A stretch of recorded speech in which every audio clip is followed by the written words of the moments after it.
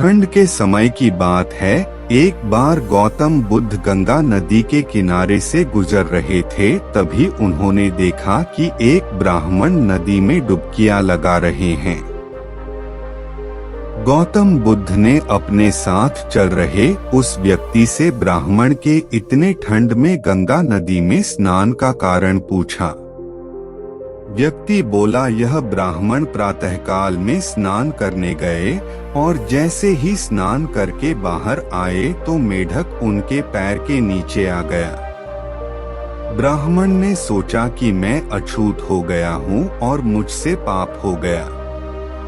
इस कारण अपना पाप धोने के लिए ब्राह्मण ने 108 बार गंगा नदी में डुबकी लगाने का संकल्प लिया। गौतम बुद्ध ने उस व्यक्ति के पास जाकर बोले कि हे ब्राह्मण, आप ठंड से कांप रहे हैं, अगर आप ऐसा करेंगे तो बीमार पड़ जाएंगे। ब्राह्मण बोला, भगवान जी, अनजाने में मुझसे पाप हो गया है और इस पवित्र नदी में नहा लेने से मेरे पाप धुल जाएंगे। गौतम बुद्ध बोले, अगर इस नदी में डुबकी लगाने से आपके पाप धुल जाएंगे तो इस नदी में रात दिन रहने वाले मेढक पर पाप आने से आप अपवित्र कैसे हो गए। वह बोले कि अगर आपको लगता है कि आपके नदी में डुबकी लगाने से आपके पाप धुल जाएंगे तो इस नदी में रहने वाली मछली, सांप, मेढक और दूसरे जीव जंतु को कभी की मुक्ति मिल गई होती। ब्राह्मण यह सुनकर बोले, आप तो बात सत्य कह रहे हैं, ऐसा तो मैंने कभी सोचा ही नहीं। गौतम बुद्ध बोले, नदी में डुबकी लगाने से पापों का नाश नहीं होता।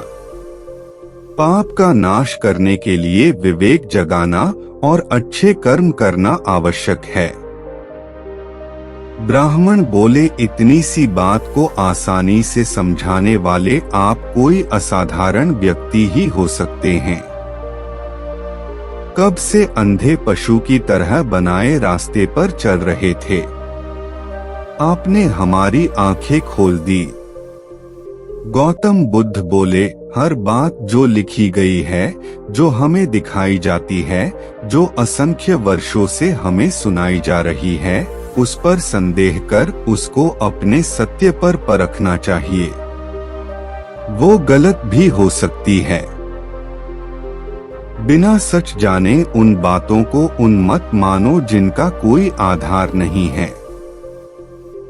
मनन करो, भले ही वह व्यक्ति कितना ही ओजस्वी हो, भले ही धर्म ग्रंथ की शिक्षाएं तुम्हारे सामने हो, लेकिन वह समयानुकूल नहीं है तो उनको छोड़ दो। अनुभूति पर उतरो।